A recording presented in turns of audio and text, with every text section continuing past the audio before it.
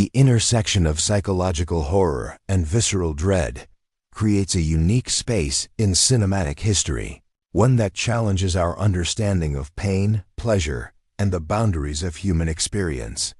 At the center of this exploration stands a figure who has transcended mere entertainment to become a cultural archetype, being that represents our darkest curiosities and most forbidden desires. This examination delves into the mythology surrounding one of horror's most compelling creations, exploring themes of transformation, suffering as transcendence, and the price of forbidden knowledge. What emerges is not simply a story of supernatural terror, but a profound meditation on human nature itself. The concept of pain as a transformative force rather than merely destructive represents a philosophical challenge to conventional thinking. Throughout human history, various traditions have explored the relationship between suffering and enlightenment, from ascetic religious practices to existential philosophy. The narrative we're examining takes this relationship to its extreme conclusion.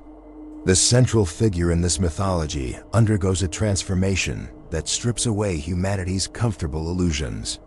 Born into tragedy and raised in darkness, this character's journey from abandoned child to something beyond human comprehension mirrors ancient tales of descent and metamorphosis.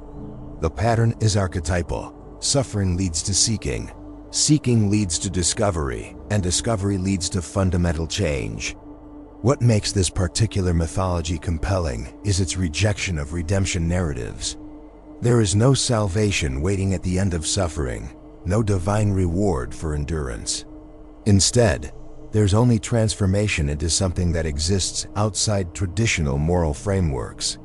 This philosophical stance resonates with mid-20th century existentialist thought, while pushing beyond it into territory that questions the very nature of identity and consciousness. Central to this mythology is an object that serves as both literal door and metaphorical test. This device, described as a puzzle requiring specific manipulation to activate, represents a fascinating meditation on choice and consequence. It doesn't force itself upon victims, but waits to be discovered and deliberately engaged with. The symbolism is multi-layered. On one level, it represents curiosity itself, that fundamental human drive to understand what lies beyond the known. On another, it embodies the idea that some knowledge cannot be unlearned. Some doors cannot be closed once opened. The act of solving the puzzle becomes a metaphor for the human tendency to pursue understanding, even when warned of dire consequences. This object's design, as described in various accounts, incorporates geometric patterns that suggest order within chaos. The specific arrangement of its components and the precise movements required to activate it echo both ancient sacred geometry and modern concepts of dimensional physics. Whether viewed as mystical artifact or psychological trigger, it serves as the perfect narrative device, neutral in itself, but catalytic in effect. The dimension accessed through this gateway presents a vision of reality that challenges our comfortable assumptions about the universe's structure. Described as a labyrinth constructed from living material and industrial elements, it represents a fusion of the organic and mechanical that predates cyberpunk aesthetics by decades. This space operates under different rules than our own reality. Time doesn't flow linearly, but fractures and repeats. Physical sensations intensify beyond human capacity to process them normally. The environment itself seems conscious, responsive to those who enter it. These characteristics suggest not simply an alternate location, but an entirely different mode of existence. The philosophical implications are profound. If such a realm exists, it suggests that our conventional understanding of reality bound by linear time, physical laws, and clear distinctions between subject and object represents only one possible configuration of existence. The horror comes not from encountering something evil in a moral sense, but from confronting a form of being so fundamentally different that human categories of good and evil become meaningless. Those who serve as priests in this realm represent the ultimate expression of transformation through suffering. Once human, they have transcended their original nature to become something entirely other. their appearance incorporating elements of body modification, religious symbolism, and mechanical precision suggests beings who have moved beyond conventional identity into archetypal roles. The lead figure among these entities embodies particular fascination. Calm where others might rage, methodical where chaos would seem more appropriate. This character presents horror through absolute control rather than frenzied violence. The juxtaposition of British composure with grotesque transformation creates a deeply unsettling effect that has resonated across decades. These beings don't view themselves as torturers or demons, but as explorers of experience beyond normal human limits. They offer not punishment but revelation, not cruelty but honesty about the nature of flesh and sensation.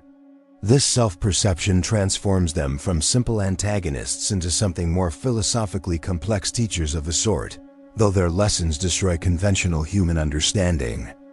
What elevates this mythology beyond simple shock value is its exploration of human psychology. The premise suggests that certain individuals carry within them a hunger for experiences beyond the mundane, a dissatisfaction with ordinary existence that makes them vulnerable to extraordinary promises.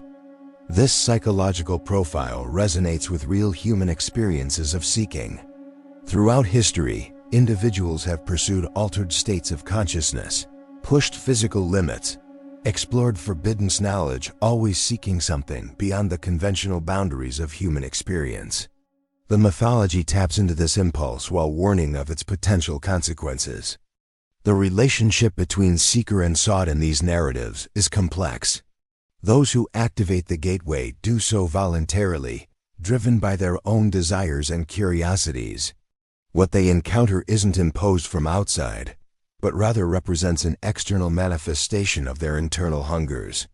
This suggests a universe that responds to human will in unexpected and often terrible ways. When these concepts entered popular culture through film and literature, they struck a deep chord with audiences. The imagery proved immediately iconic, the philosophical framework compelling enough to sustain multiple interpretations and expansions. What began as one creator's vision became a canvas onto which viewers projected their own fears and fascinations. The commercial success of these narratives raises interesting questions about collective psychology.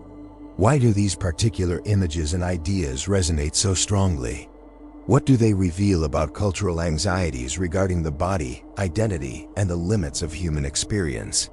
The answer likely involves the way these stories articulate fears that exist below conscious awareness, fears of transformation, loss of control, and confrontation with truths we're not equipped to process. The evolution of this mythology through various media demonstrates how narratives adapt to changing cultural contexts while maintaining core elements. Each iteration reflects its era's particular concerns, while preserving the fundamental themes of choice, consequence, and transformation through suffering. Perhaps most fascinating is how some individuals have engaged with this mythology as something approaching genuine belief system. Online communities discuss the concept seriously, create elaborate theories, even claim personal experiences related to the narrative's elements. This phenomenon reveals something important about how fictional narratives can acquire psychological reality. The human mind doesn't always clearly distinguish between fictional and actual experiences when it comes to emotional and philosophical impact. A powerful story can shape worldview and behavior as effectively as verifiable fact. This mythology's exploration of pain, transformation, and forbidden knowledge touches on themes that carry genuine psychological weight regardless of literal truth. This blurring of boundaries between entertainment and belief represents a modern form of mythology building. Ancient cultures developed complex mythological systems to explain existence and guide behavior. Contemporary culture creates fictional universes that serve similar functions, providing frameworks for understanding human nature and exploring philosophical questions through narrative rather than academic discourse. Creating and consuming narratives centered on suffering and transformation raises ethical considerations. Does engaging with such material represent healthy exploration of dark themes, or does it risk normalizing harmful ideas? The answer likely varies by individual and context. From one perspective, horror narratives serve a valuable function by allowing safe exploration of fears and anxieties. They provide controlled exposure to disturbing concepts, potentially building psychological resilience. The cathartic value of experiencing terror in fictional context has been recognized since ancient tragedy. However, concern about potential negative effects isn't entirely without merit. Excessive focus on suffering, even fictional, can impact mental health. The glorification of pain as transcendent experience could appeal to vulnerable individuals in problematic ways.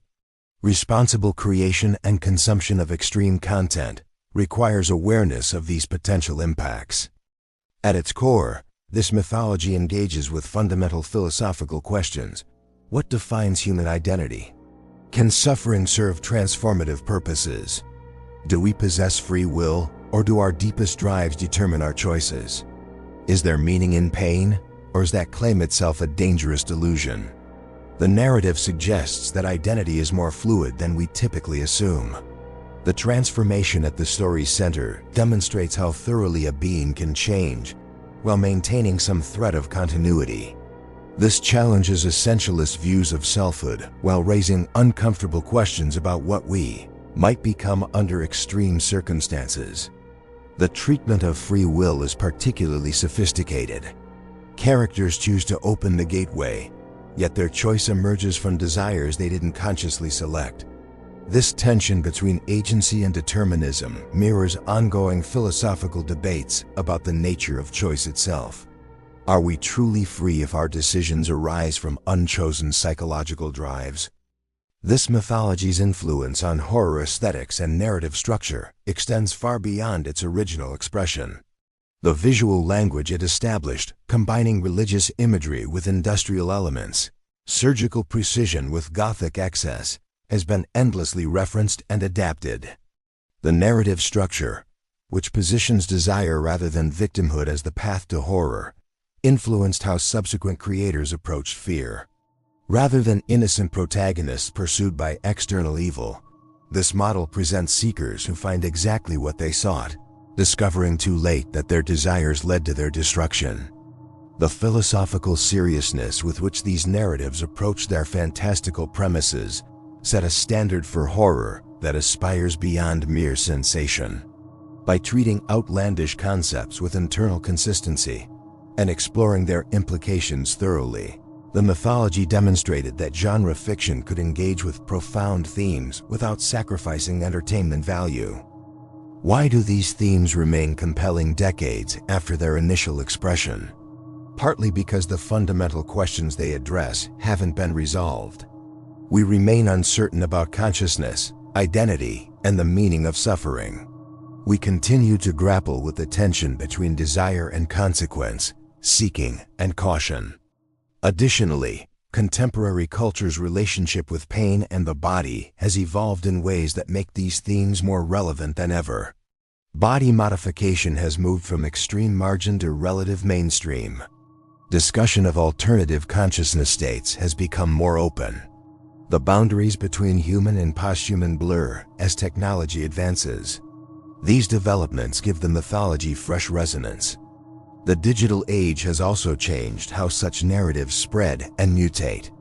What began as linear storytelling has become interactive mythology, with communities collectively building and exploring the fictional universe. This participatory element transforms passive consumption into active engagement, deepening psychological investment. The narrative examined here represents more than entertainment or even artistic achievement. It functions as genuine modern mythology, a story that provides framework for exploring profound questions about existence, identity, and the nature of reality itself. Like all effective mythology, it operates on multiple levels simultaneously.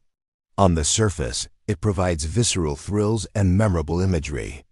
Deeper examination reveals sophisticated exploration of philosophical themes. At the deepest level, it touches on archetypal patterns that resonate with something fundamental in human psychology.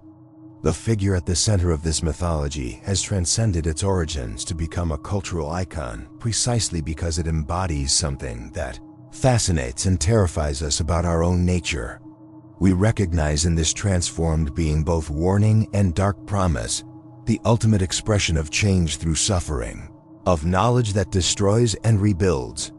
Whether approached as entertainment, philosophical inquiry, or psychological exploration, this mythology continues to compel because it addresses questions we cannot fully answer but cannot stop asking.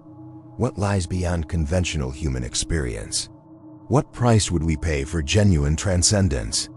What do our darkest curiosities reveal about our deepest nature? These questions remain open, and as long as they do, narratives that explore them will continue to find audiences willing to open the box and see what lies within.